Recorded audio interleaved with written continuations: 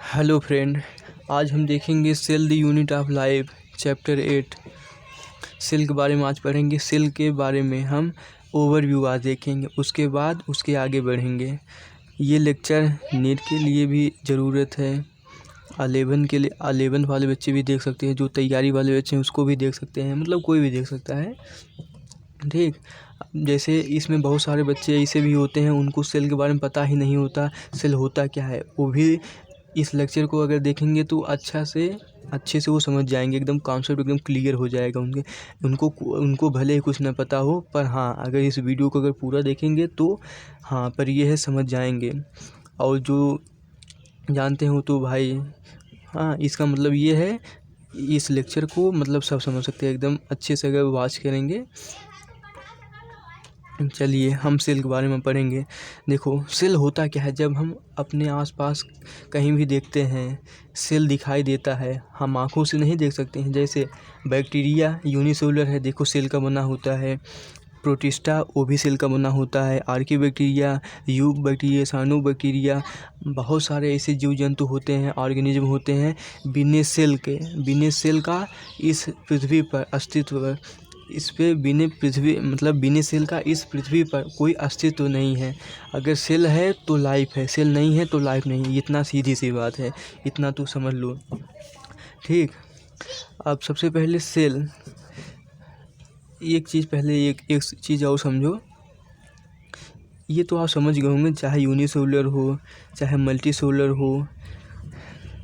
जैसे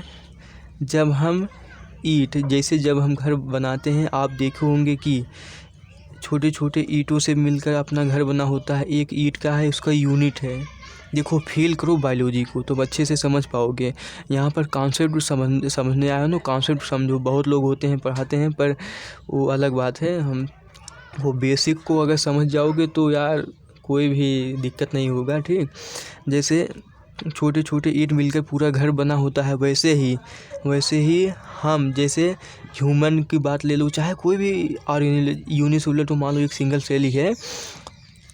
कई सारे सेल मिलकर बहुत सारे सेल टिश्यू, देखो सेल से मिलकर टिश्यू बनते हैं, टिश्यू से ऑर्गन, ऑर्गन से ऑर्गन सिस्टम, ऑर्गन सिस्टम से ऑर्गेनिज्म। बहुत लोग देखो इनमें देखो सेल है, ये एक सेल है। एक सेल जब कई सारे सेल में इस प्रकार से ग्रुप ऑफ, इसको बंछा कहते हैं, ग्रुप ऑफ सेल मिलकर टिश्यू बनाते हैं।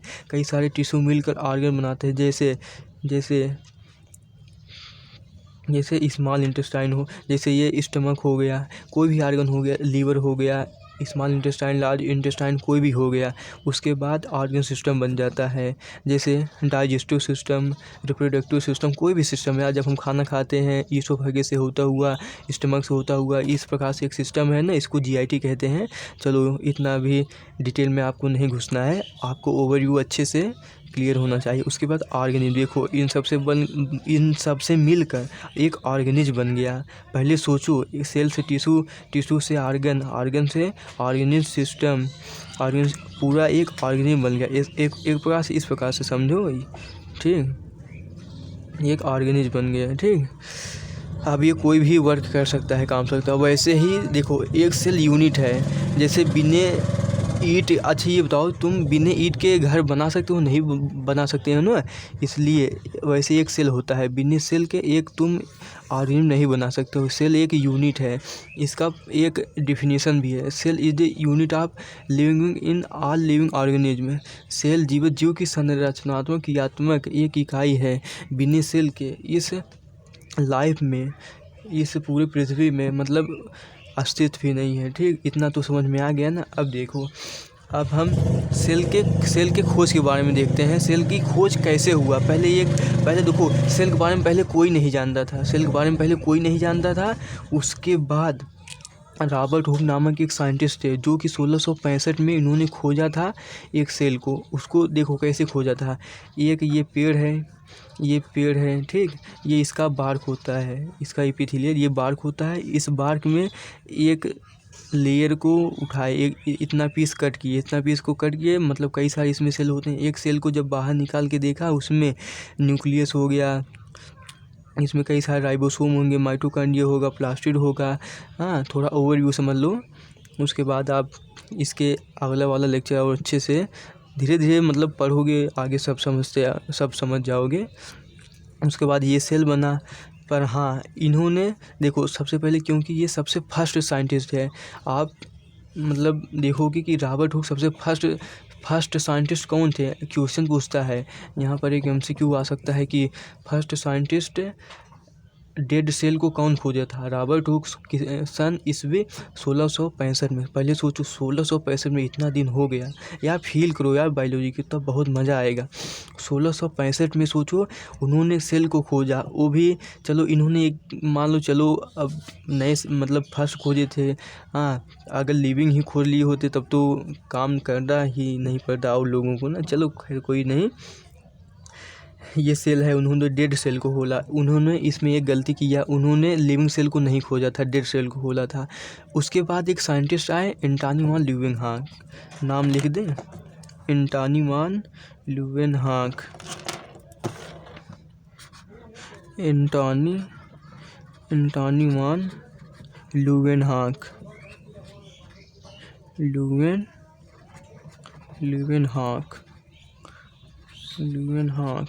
एंटोनी वान ल्यूवेनहॉक ये फर्स्ट साइंटिस्ट थे जो कि लिविंग सेल को खोजे थे। एंटोनी वान ल्यूवेनहॉक, इन्होंने देखो खोजा कैसे था। ये इनका एक मेडिकल स्टोर, मतलब ये एक प्रकार से डॉक्टर थे वो, मतलब अपने दुकान पे बैठे थे। उन्होंने रॉबर्ट हुक से थोड़ा एडवांस मतलब माइक्रोस्कोप खोजे थे, सूक्ष्म जैसे जिसको कहते हैं माइक्रोस्कोप को इन्होंने मतलब डेवलप कर लिया था, मतलब बना लिया था।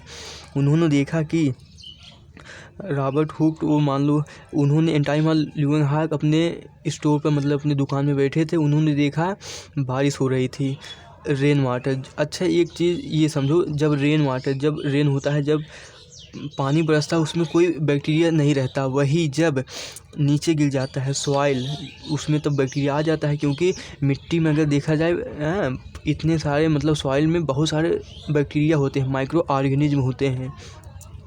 उन्होंने क्या देखा, सॉइल को उठाया, मतलब वो जो पानी बरसा था उन्होंने देखा। उन्होंने गए अपने माइक्रोस्कोप में देखे कि मतलब बैक्टीरिया थे। उन्होंने बैक्टीरिया की खोज की, उन्होंने लिविंग सेल, उन्होंने स्पर्म को भी खोजा, मतलब जो लिविंग था उन्होंने मतलब बहुत उनको मज़ा आ रहा था कि खोजने में सब कुछ, मतलब उनके पास माइक्रोस्कोप था ही, उन्होंने खोज डाला। जो उन्होंने देखा लिविंग, जैसे स्पर्म को, सेल को, RBC को, बहुत सारे उन्होंने लिविंग सेल को खोज डाला। एंटोनी वान ल्यूवेनहॉक फर्स्ट साइंटिस्ट है। उसके बाद रॉबर्ट ब्राउन आते हैं। आप 11th NCERT में देखोगे, आपको ये सब जब पढ़ लोगे ना, आप NCERT जाकर खोलना, उसके बाद पढ़ना, देखो आपको सब समझ में आएगा, ठीक। रॉबर्ट ब्राउन उन्होंने न्यूक्लियस की खोज की। रॉबर्ट ब्राउन नामक एक साइंटिस्ट है, लिख दे रहे हैं, रॉबर्ट ब्राउन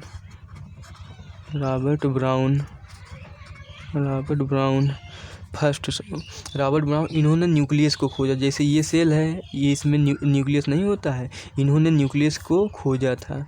रॉबर्ट ब्राउन ने न्यूक्लियस को खोजा। उन्होंने देखा कि न्यूक्लियस के अंदर मतलब होते हैं न्यूक्लियन होते हैं, ठीक।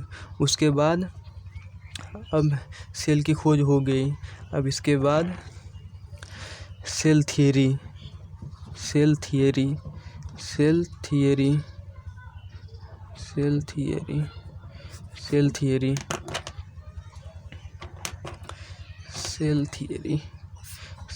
किसने दिया? 2 साइंटिस्ट है इसमें। पहला 1838 में मैथियस शिल्डेन।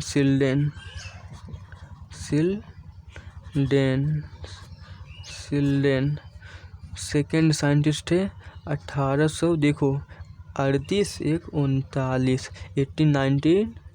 1839 शिल्डेन। उसके बाद स्वान,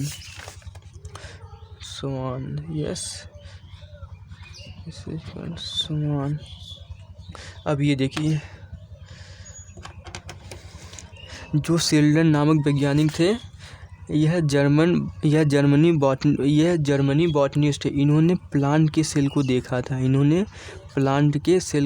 था। 1838 में शेल्डन ने प्लांट को सेल को खोजा। ये जर्मन बॉटनिस्ट है। मतलब अधिकतर देखो ट्रिक ये है, अधिकतर तुम देखोगे बॉटनिस्ट जो होते हैं जर्मनी के होते हैं। आप इससे याद कर सकते हो। 1838 में शेल्डन प्लांट को खोजा था। ये जर्मन बॉटनिस्ट है।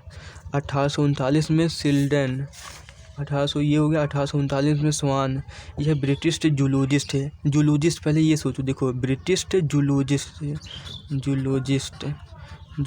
जूलॉजिस्ट। अच्छा ये बताओ जूलॉजिस्ट इसमें कौन है? इसका मतलब ये हुआ, इसका मतलब एनिमल। देखो कॉन्सेप्ट को समझोगे, सब कुछ नाम ही स्पष्ट कर रहा है, बता रहा है। एनिमल। 1839 में स्वान जूलॉजिस्ट है। एनिमल, इन्होंने एनिमल सेल खोजा था। ठीक, इन्होंने प्लांट सेल खोजा था। इन्होंने एनिमल खोजा था। अब देखो इन्होंने गलती की थी। इन्होंने ये नहीं बता पाया कि पहले से ये जो सेल है, ये सेल आया कहाँ से। इन्होंने ये नहीं बता पाया। चाहे शेल्डन हो चाहे स्वान, इन्होंने दोनों ही नहीं बता पाया। एक चीज़ इसमें ये छोड़ रहा है, देखो इन्होंने जो शेल्डन थे, ये सिर्फ प्लांट के सेल को देखे थे। और ये स्वान जो थे जूलॉजिस्ट है, इन्होंने एनिमल सेल देखे भी थे। उसके बाद इन्होंने गए इन्होंने प्लांट सेल को भी देखा था। इन्होंने एनिमल सेल को भी देखा था, प्लांट सेल को भी देखा था। इन्होंने दोनों लोग फेल हो गए इसमें कि देखो अगर सेल थ्योरी पूछा जाए तो 1838-1839 Schleiden and Schwann cell theory दिए, पर हाँ इन्होंने ये नहीं बता पाए दोनों लोग कि ये सेल है, ये सेल आया कहाँ से। इन्होंने ये नहीं बताया। उसके बाद साइंटिस्ट आ रहे हैं रॉबर्ट कोच नामक scientist, Rudolph Virchow. Robert Koch तो इसमें आएंगे नहीं, सॉरी।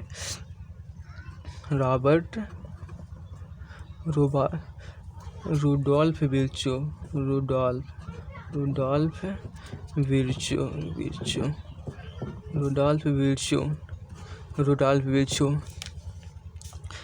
1855 में 1855 में इन्होंने दिया क्या? ओमनी सेलुला ई सेलुला